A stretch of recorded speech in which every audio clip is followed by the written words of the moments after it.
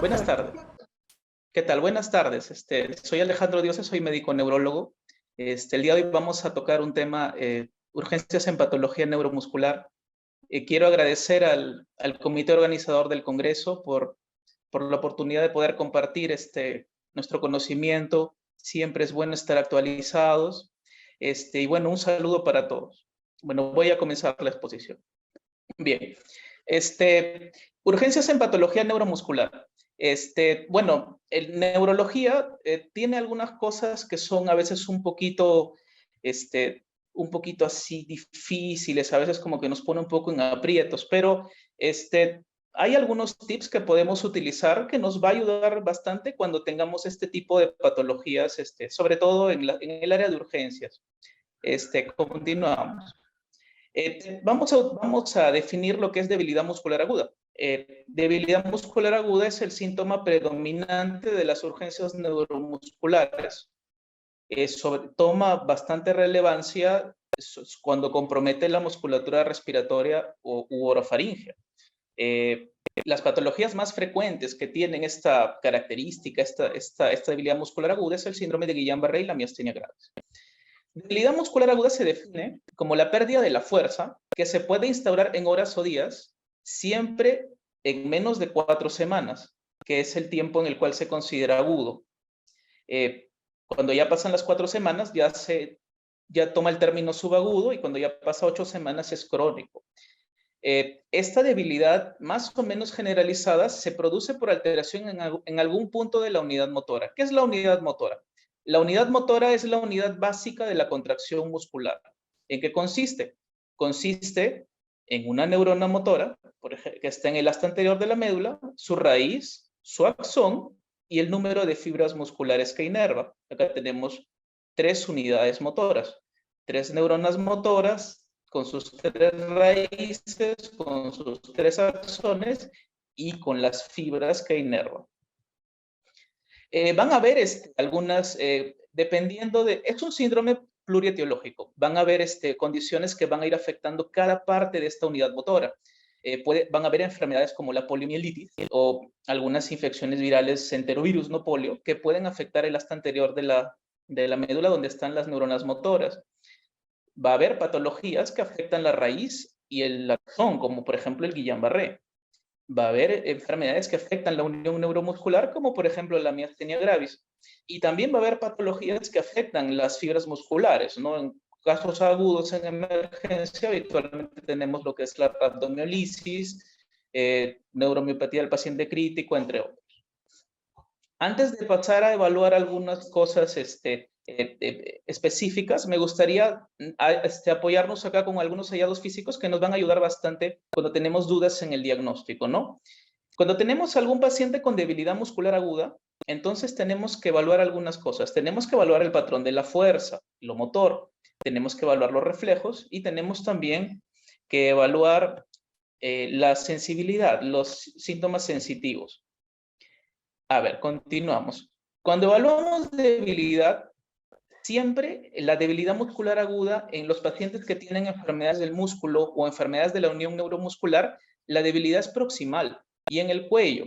Son pacientes que no pueden levantar los hombros, no pueden levantar bien el muslo, tienen debilidad del cuello. Aquí, ¿qué se presenta así? Por ejemplo, la miastenia o alguna miopatía aguda. En cambio, cuando tenemos una patología relacionada a una disfunción del nervio, la debilidad es distal. Empieza en los pies y sube, sube, sube, sube. Ya no es proximal, es distal. Cuando tenemos alguna patología de la célula del asta anterior, es variable. Puede ser generalizado, puede ser en un patrón, en una pierna, en un brazo, es variable. Entonces, aquí no se cumple esta norma de que es proximal o distal. Pero van a haber cosas que nos pueden ayudar a diferenciarla de otras enfermedades. Por ejemplo, en el caso de la poliomielitis, tienes un paciente que viene con fiebre, viene con síntomas digestivos en los días previos, entonces es poco probable que te confundas, porque en miastenia y en Guillain-Barré típicamente no hay esos hallazgos de fiebre. Ahora, nosotros los neurólogos siempre andamos con nuestro martillito. Es importante, ¿por qué? Porque si tú tienes un paciente que va por la emergencia con un cuadro de debilidad muscular aguda, si tú le encuentras reflejos normales, en el 99% de los casos, ese paciente no tiene Guillain-Barré. O sea, cuando tú tienes una debilidad muscular aguda y tú no encuentras reflejos en el examen físico, probablemente sea una neuropatía aguda como Guillain-Barré o podría ser una enfermedad del asta anterior como una poliomielitis. Ahora, ahí también se encuentran disminuidos los reflejos, por eso a veces hay esa duda, ¿no? ¿Será un Guillain-Barré? ¿Será una lesión del asta anterior? A veces pasa, ¿no? Ahora, con respecto a los síntomas sensitivos, las neuropatías como Guillain-Barré, frecuentemente hay parestesias, hay dolor neuropático, algo que no vas a encontrar ni en miastenia, ni en miopatías, ni tampoco en patología del asta anterior de la médula. Ahora, quiero desarrollar 2-3 diapositivas de lo que es síntomas y signos de falla respiratoria neuromuscular. Cualquier signo o síntoma de falla respiratoria, lo que estamos viendo, ¿no? Disnea, ortopnea, taquipnea, tos débil, uso de musculatura accesoria, debilidad de músculos faringeos, disfagia. Cuando el paciente tiene esto, ese paciente tiene que ir a unidad de cuidados críticos. No necesariamente se va a intubar de forma en ese momento, pero necesita tener un seguimiento. O sea, es un paciente que no podemos ya tenerlo en un piso de hospitalización habitual. Este paciente tiene que estar por lo menos en observación en un área intermedia. ¿Por qué? Nosotros cuando tenemos un problema de una falla respiratoria de origen neuromuscular, pedimos nuestro examen de gases arteriales, ¿no? Ahora, la hipoxemia y la hipercarbia son medidas que son características que aparecen cuando ya la falla respiratoria está avanzada. Lo que se suele utilizar para prevenir que el paciente llegue a estas anormalidades es hacer una espirometría. Incluso la cuenta inspiratoria, todos alguna vez hemos hecho cuenta inspiratoria a algún paciente, ¿no? Le pedimos que inspire con fuerza y luego le decimos que empiece a contar, ¿no? Del 1 hasta donde llegue, ¿no? 1, 2, 3, 4, 5, 6. Si la cuenta inspiratoria está en menos de 20, probablemente ese paciente ya esté entrando en una falla y necesite intubarse. Y los otros la capacidad vital forzada, la presión inspiratoria máxima y la presión expiratoria máxima, en ese orden 20, 30, 40, datos tomados a partir de la espirometría también nos apoya que este paciente va a tener ya que ir a intubarse, ¿no? Como repito, ya la hipoxemia, la hipercapnia que se ve en el AGA, quiere decir que ese paciente ya está a buen tiempo con falla respiratoria importante. No, a veces uno puede pensar que con el AGA definimos, en estos casos no. Vamos a hacer pasando ya a un tema más específico, vamos a ir tocando algunas patologías de forma muy sucinta, según cada localización, ¿no? Vamos a comenzar con enfermedades de la unión neuromuscular. La miastenia gravis. Acá, la miastenia gravis es una enfermedad inmunomediada. Es probablemente la enfermedad autoinmune mejor estudiada. Sabemos que la miastenia gravis se produce porque hay autoanticuerpos que van contra el receptor de acetilcolina en la membrana postsináptica. 85% de los pacientes con miastenia gravis tienen ese anticuerpo en sangre. Y el resto, bueno, del resto de pacientes que son negativos a ese anticuerpo, el 38 al 50% son positivos a la sinasa específica del músculo, lo que le llamamos anticuerpo contra el MuSC. El MuSC es una proteína que ayuda a fijar el receptor de acetilcolina. Sin embargo, ahí no tenemos el 100% de pacientes. Un 6 a 12% de pacientes todavía son negativos a estos dos anticuerpos. A este tipo de pacientes se le llama seronegativos, porque existe el término miastenia gravis seronegativa. Son pacientes que no son positivos a estos dos anticuerpos. Ahora, existe infinidad de autoanticuerpos que se dosan sobre todo en medios de investigación contra la contactina, contra la titina, contra la grina, muchas proteínas de la membrana prosináptica, pero todavía no está todo tan bien catalogado. ¿Y por qué es importante saber o recordar lo de la receptor acetilcolina? Los pacientes que tienen positivo el anticuerpo, porque los pacientes que tienen el anticuerpo contra el receptor acetilcolina, hasta el 15% tienen un timoma. tienen un tumor en el timo. Y en el timo, que es un órgano folicular, linfoide primario, donde se generan los anticuerpos, a veces ahí está, esos linfocitos T cuando salen a la circulación son los que producen, están en la etiopatogenia de la miastenia, ¿no? Entonces, una parte del tratamiento es sacar el timo. Incluso si no haya timoma, se saca el timo en algunos casos. El diagnóstico de la miastenia en general, las enfermedades de la unión neuromuscular tienen una característica clínica que solamente la tienen ellas, se llama fatigabilidad. Fatigabilidad significa que un paciente presenta empeoramiento de la debilidad con la actividad física y mejora cuando descansa. Por ejemplo, hay pacientes que despiertan bien. Conforme empiezan a hacer sus actividades, pasa 1 o 2 horas, empiezan a notar debilidad, empieza a caerle de párpado, empieza a aparecer la tosis, empiezan a ver doble.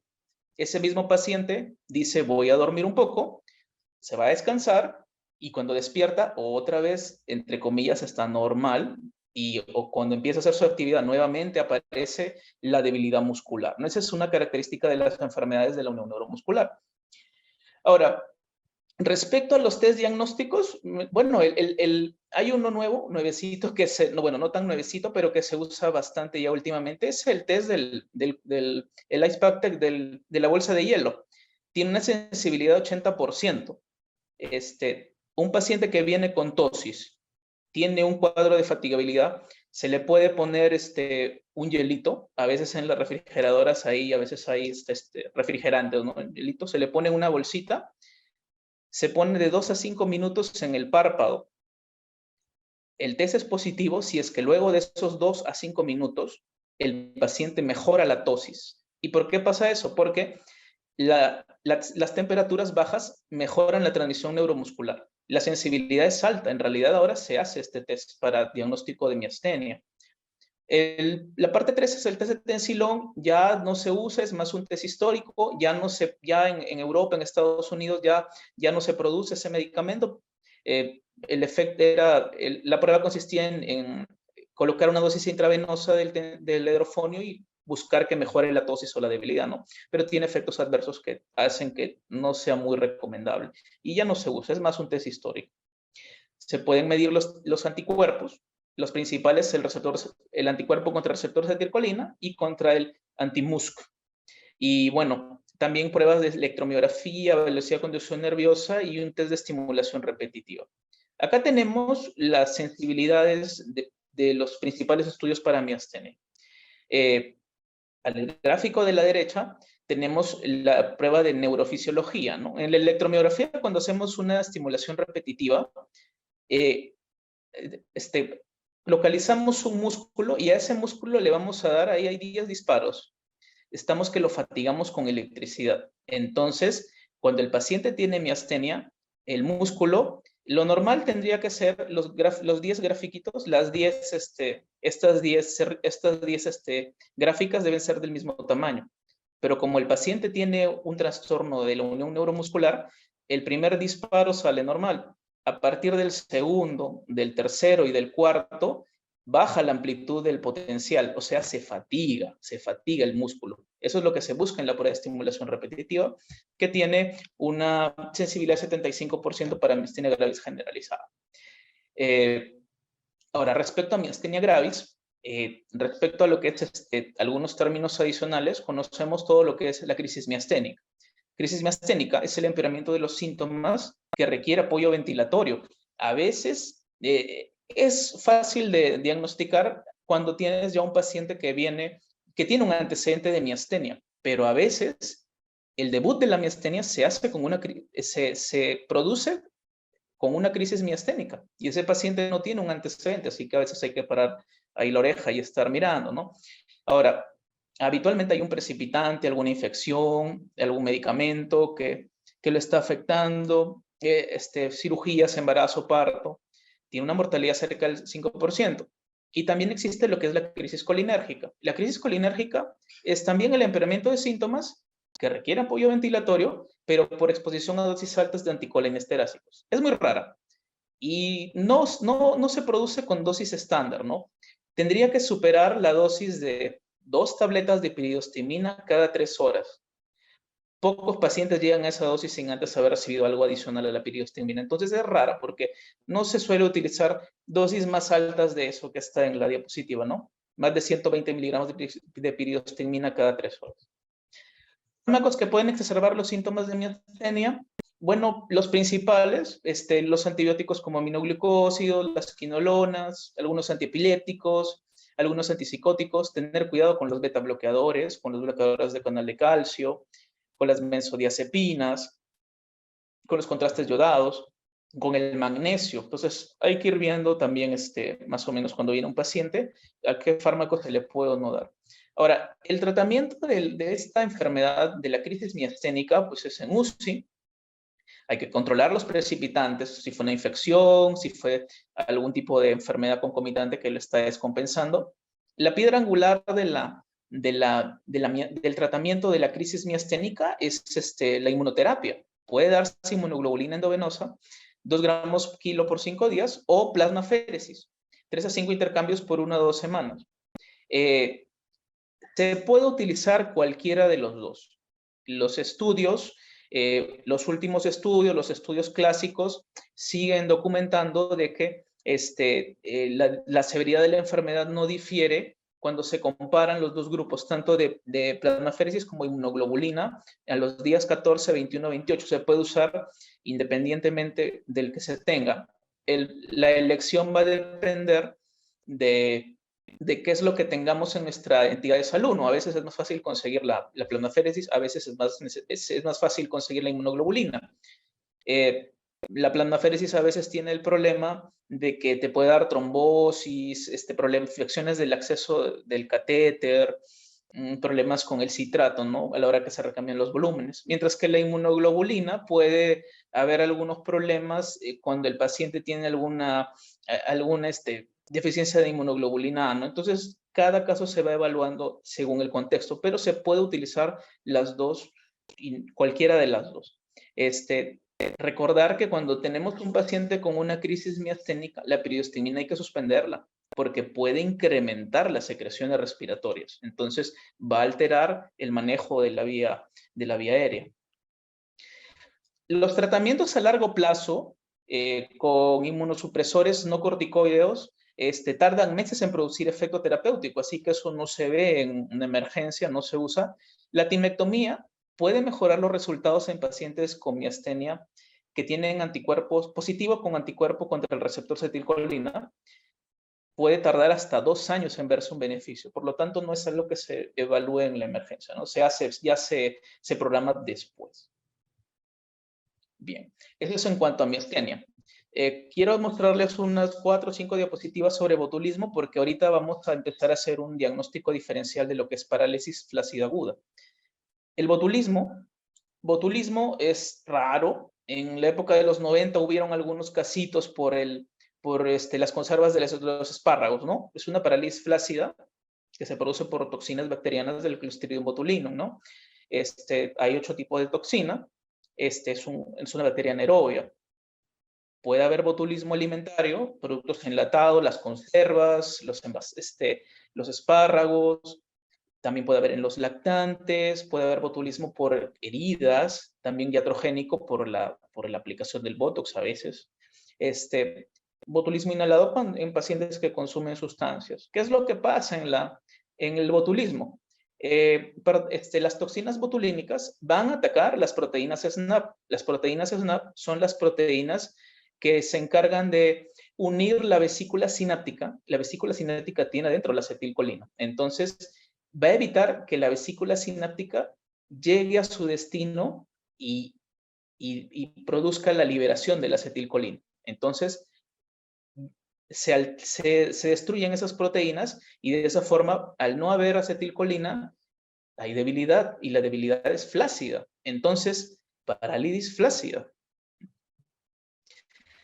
La clínica es diferente a la de otras enfermedades. ¿Por qué? Porque el botulismo empieza de la cabeza hacia abajo. Empieza como una neuropatía craneal bilateral. Son pacientes que vienen con tosis bilateral, tienen debilidad facial bilateral, tienen problemas vulvares y después que aparecen los síntomas en la cabeza, empieza a ver la debilidad en los brazos y en las piernas. Es como un Guillain-Barré al revés. El Guillain-Barré empieza de los pies hacia la cabeza, en cambio en el botulismo empieza de la cabeza hacia los pies. Y la diferencia con el Guillain-Barré es que en el botulismo hay síntomas autonómicos en pares craneales. El paciente se queja de visión borrosa, tiene midriasis, tiene pupilas reactivas, puede tener xerostomía, boca seca, hipotensión postural. Entonces, esto no hay en Guillain-Barré, al menos la parte craneal. No hay fiebre y no hay síntomas sensitivos. El diagnóstico del botulismo es clínico. Se tiene que aislar el germen en sangre, en heces, en heridas, la toxina en sangre o en heces. El bioanálisis en el ratón es el gol estándar. No va a ser que el ratoncito tenga también un bloqueo neuromuscular. La electromiografía no es necesaria para el diagnóstico, pero si se pide, se va a obtener una respuesta parecida a lo de miastenia. Bueno, el tratamiento de soporte se hace en UCI. La antitoxina botulínica, que se usa más en adultos, no cubre la toxina H. Para niños, no se suele utilizar la antitoxina botulínica porque hay mucha reacción anafiláctica. Se prefiere usar una inmunoglobulina G botulínico humano. Bien, eso es respecto a enfermedades de la unión neuromuscular. Ahora vamos a ver enfermedades de raíces y nervio periférico, básicamente el Guillain-Barré. El síndrome de Guillain-Barré es un epónimo. En el año 1916, mientras había la Primera Guerra Mundial, 3 médicos franceses, Guillain, Barré y Stroll, vieron un par de soldados franceses que tenían unas parálisis flácidas, sin reflejos, habían tenido unas infecciones un par de semanas antes, y notaron que mejoraron, ¿no? Vieron después más pacientes con mortalidad también, ¿no? Entonces ellos empiezan a describir un síndrome que se caracteriza por eso, una parálisis flácida reflexiva. La incidencia, 0,6 a 4 casos por 100.000 al año, varias formas de presentación clínica, las famosas variantes del Guillain-Barré, y por supuesto, el Guillain-Barré produce una parálisis flácida aguda. La variante más común es la polineuropatía desmielinizante, inflamatoria aguda, el AIDP. Hasta en un tercio de casos se detecta algunas infecciones previamente, ¿no? A la cabeza el Campylobacter jejuni, citomegalovirus, Epstein-Barr, micoplasma. En el año 2019 tuvimos nuestro brote de Guillain-Barré en Perú, ¿no? En nuestro hospital hicimos un estudio, vimos algunos casitos, tuvimos 49 casos.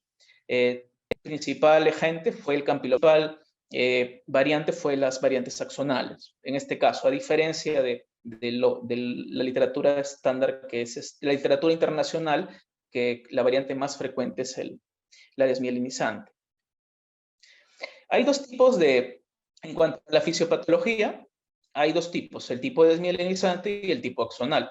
En el tipo desmielinizante, la mielina que recubre los axones tiene unos epítopes que son muy parecidos a las lipoligosacáridos del Campylobacter jejuni. Entonces vienen los anticuerpos contra la mielina y la destruyen. Luego viene el macrófago y barra con todo. Eso es en la tipo desmielinizante. En el tipo axonal igual, algunos antígenos, algunos epítopes del axón se parecen mucho a lo de los gérmenes y viene el anticuerpo contra nuestros axones, lo destruye, luego viene el macrófago y termina de barrer con los tejidos dañados, ¿no? ¿Cuál es el cuadro clínico? El cuadro clínico del Guillain-Barré empieza con acroparestesias, parestesias en pies, distales, en pies, en manos. Luego viene una debilidad ascendente y simétrica, totalmente diferente al botulismo. En el botulismo empieza con neuropatías en la cara, en los ojos, neuropatía craneal, y después la debilidad baja. En el caso del Guillain-Barré, no es raro que el paciente diga, tengo dolor lumbar. El paciente se queja que le duele la región lumbar, es porque hay afectación de raíces lumbares. Ahí a las 2 semanas ya tiene el máximo de debilidad. Una tercera parte de pacientes tiene falla respiratoria. La mitad de pacientes hacen compromiso del facial, pero el compromiso del facial es después de que ya hay debilidad que empezó en las piernas. Puede haber disautonomía en el menos del 5% de los casos, pero no se describe en pares craneales. No hay acamidriasis, no hay no hay visión borrosa, no hay serostomía, no caso disautonomías sistémicas, hipertensión arterial, arritmia, disfunción vesical.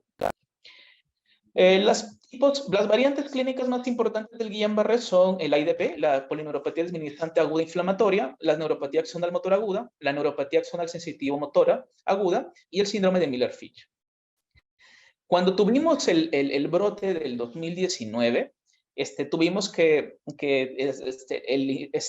el MINSA lanzó la guía, la última guía de Guillain-Barré, donde para hacer diagnóstico nos regimos con los criterios de Brighton. Los criterios de Brighton básicamente son clínicos, el LSR y los hallazgos neurofisiológicos. Un nivel de certeza 1 quiere decir que el paciente tiene debilidad muscular bilateral y flácida, no tiene reflejos, la enfermedad es un patrón monofásico, se presenta en 4 semanas. El inicio de la debilidad puede ser de 12 a 28 días con una meseta subsecuente. La disociación albuminocitológica en el líquido cefalorraquídeo estar presente, hallazgos en la electromiografía y ausencia de un diagnóstico alternativo. Cuando falta alguna cosa ya de la parte del líquido cefalorraquídeo no se pudo tomar, o cuando la electromiografía no es tan contundente, entonces el nivel de certeza puede ser un 2. Y cuando solamente tenemos la parte clínica sin líquido cefalorraquídeo positivo y sin electromiografía positiva o ausente, es un nivel de certeza 3. Este gráfico es parte también de la guía de Guillain-Barré, es la guía del manejo, ¿no? ¿Qué hacer? ¿Cómo hacemos con el Guillain-Barré? El Guillain-Barré se trata cuando es moderado o severo. Cuando tenemos la escala de Hughes más de 2. ¿Y cuál es la escala de Hughes? Esta, que también está modificada en la guía del MINSA. Nosotros hasta el 2 podemos aguantar en el sentido de que todavía no hay que darle un tratamiento de inmunoterapia, pero obviamente ese paciente igual se tiene que hospitalizar, se tiene que haber un monitoreo ventilatorio, de todo, de funciones vitales, neurológico. Cuando tenemos una escala de Hughes más de 2, o sea, cuando tienes un paciente que no, que no puede caminar sin bastón en 5 metros, ese paciente se tiene que tratar. O sea, es un paciente que tiene, el nivel 2 es un paciente que puede caminar sin apoyo, al menos 5 metros.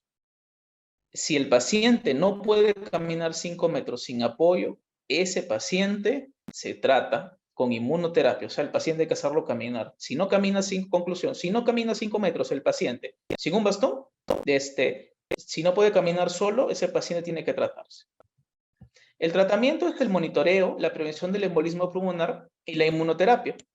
Aquí también se va a dar la inmunoglobulina intravenosa, 2 gramos kilo por 5 días. O se puede usar plasmaféresis, 4 a 6 recambios cada 8 o 10 días. Al igual que en miastenia, cualquiera de los dos tiene el mismo efecto. Se puede incluso en algunos casos dar un retratamiento. Esta es en la parte de nervio. Acá creo que me enredé un poquito. La escala de severidad de Hughes quiere decir que si un paciente no es capaz de caminar más de 5 metros sin un bastón, o sea, ese paciente tiene que ir a inmunoterapia. Bien. Vamos a lo que es célula de esta anterior.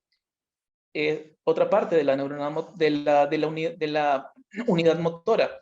Aquí principalmente tenemos las neuronopatías motoras infecciosas, que también producen parálisis flácida aguda, causada por una infección viral de las neuronas motoras inferiores.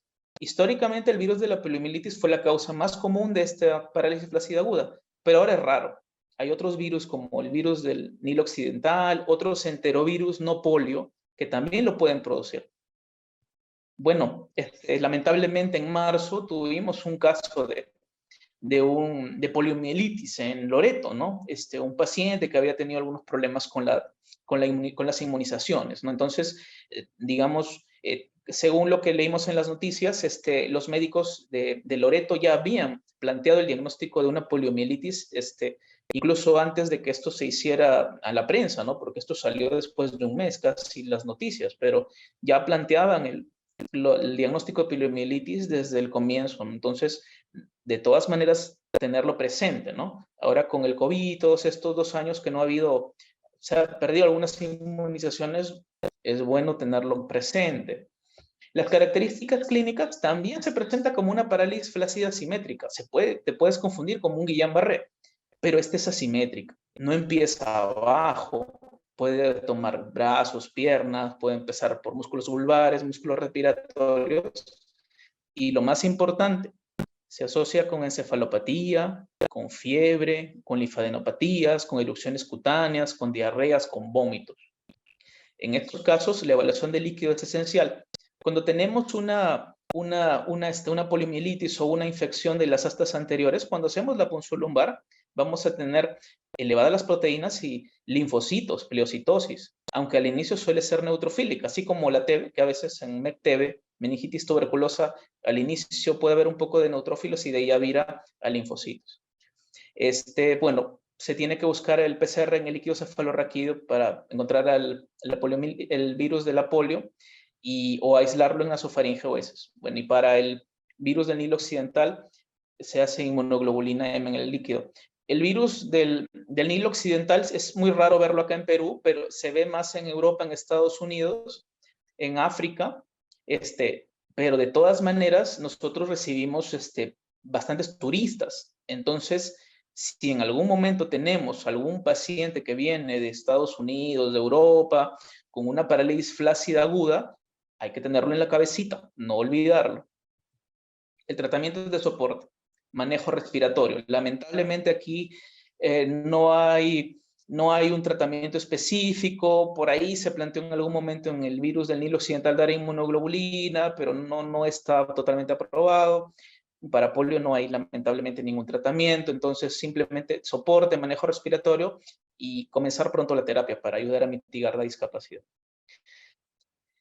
El cuadrito es importante porque incluso el diagnóstico de parálisis flácida aguda es incluso un diagnóstico de la OMS. A veces es la duda, a veces hasta 2, 3 días, una semana, uno no tiene claro qué tiene el paciente.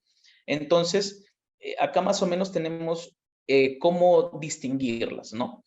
En el Guillain-Barré, la inmensa mayoría de casos es una debilidad simétrica que asciende desde los pies, sube a las piernas, a los muslos, en ese momento empieza en las manos, sube a los brazos y finalmente ya llega a la cara. Ese es la parálisis flácida aguda del Guillain-Barré. Cuando tenemos el botulismo, tenemos también una parálisis flácida aguda, pero empieza en la cabeza, empieza con parálisis facial bilateral, empieza con tosis, con oftalmoplegia, y ya luego va bajando hacia los brazos y las piernas. Es simétrico.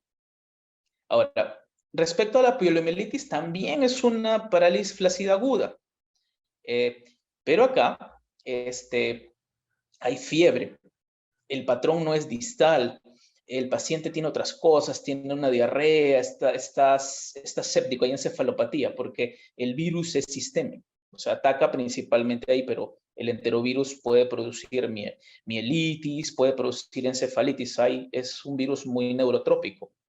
Y bueno, la diferencia también es que en Guillain-Barré y botulismo no hay fiebre. Otra enfermedad que tiene que ver con el asta anterior, la neurona motor, es el tétanos. Lo conocemos bastante, ¿no? Es causado por la toxina producida por el Clostridium tetani, se introduce en el cuerpo a través de la inoculación de heridas. Es raro en países con altas tasas de vacunación, pero acá también ha habido un problema con nuestras inmunizaciones. La toxina ingresa desde la herida a los nervios periféricos, se transporta hacia las neuronas motoras por transporte axonal retrógrado y va a impedir la liberación de neurotransmisores inhibidores. Entonces, si es que la toxina evita que el GABA salga, que salga la glicina, que son neurotransmisores inhibidores, ¿qué va a pasar? La acetilcolina va a ser una fiesta y los demás neurotransmisores excitadores van a predominar de forma por siempre y va a producir contracciones tónicas dolorosas, trismus, opistótono, risa sardónica, y cuando ya llega el espasmo a músculos de la faringe, ese paciente tiene que ser intubado. La incubación es variable. El diagnóstico es clínico.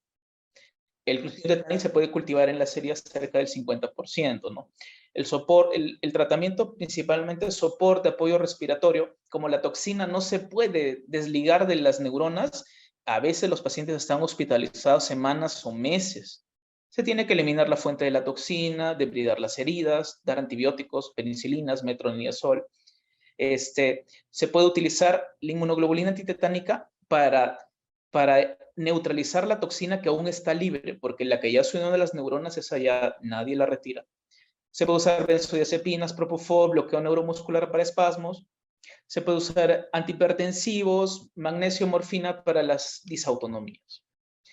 Y finalmente, porque la exposición es muy larga, el tema es largo también. Respecto a la patología de músculo, bueno, acá vamos a hablar de la rhabdomiolisis, ¿no? La rhabdomiolisis es una entidad que a veces se nos pasa, porque ¿en qué consiste? Bueno, sabemos, ¿no? Hay un trastorno que produce una lesión muscular y esa lesión hace que se necrosen los miocitos y se libere el contenido intracelular, ¿no? Y se eleva la CPK en sangre. Los desencadenantes pueden ser los fármacos, las estatinas, algunas toxinas, por ejemplo, toxinas, veneno de serpiente, algunas infecciones, un paciente que convulsiona. Esos pacientes que tienen PCI convulsionan, a veces llegan en estatus y pueden hacer rhabdomiolisis. Pacientes que han tenido traumatismos por aplastamiento, y también se ve rhabdomiolisis en pacientes que no tienen patología previa, pero que hacen un sobreesfuerzo muscular. Incluso acá, mire, se reportan casos asociados de rhabdomiolisis con spinning, en pacientes que empiezan a hacer spinning, o sea, no es algo tan infrecuente. La fisiopatología, entra el sodio, entra el calcio en la célula, como hay una lesión del músculo, el sodio hace que entre más agua, se liberan más niveles de calcio, el calcio incrementado hace que vaya más contracción y finalmente se necrosa el músculo. Y cuando se necrosa el músculo, las sustancias llegan al espacio extracelular. Características clínicas, la tríada: dolor muscular, debilidad, mioglobinuria. A veces el paciente llega incluso con edema en la zona. A veces se edematiza el cuádriceps o el bíceps, según lo que han estado haciendo, ¿no? Los casos leves, elevación asintomática de la CPK. Lo principal y lo que uno teme es que en la rhabdomiolisis el paciente tenga una lesión renal aguda, se tapone el riñón con los pigmentos de la mioglobina. El diagnóstico se hace tomando la CPK, ¿no? Esos pacientes que a veces llegan con mucho dolor, te dicen, doctor, mi orina está un poco oscurita, a veces le tomamos el CPK y está superior 5 veces el límite de normalidad. También en la tirita del examen de orina está positiva la de mioglobinuria, la del grupo M. Hay que evaluar algunas complicaciones potenciales como hipovolemia, falla renal aguda, anormalidades electrolíticas. Una tercera parte de pacientes puede hacer falla renal aguda. La electromiografía y la biopsia muscular no son necesarias, a menos que el paciente tenga rhabdomiolitis recurrentes. Ya no es su primera vez, ya tiene varios episodios. El paciente ya pasó a piso, ya lo hidratamos full y la CPK no baja. O quizás es un paciente que por ahí le vemos alguna lesión dérmica o tiene algo más autoinmune. ¿No será una miopatía inflamatoria? En ese caso sí podemos pedir los exámenes, porque en rhabdomiolisis la electromiografía, en rhabdomiolisis primaria, es negativa la electromiografía. El tratamiento es hidratación temprana y agresiva endovenosa, un objetivo de diuresis 300 mililitros por hora, o al menos eso las primeras 24 horas, ¿no? Se puede usar bicarbonato y mannitol para promover diuresis y para prevenir formación de cilindros de mioglobina. Muy bien, esta es la última diapositiva. Les agradezco por su atención.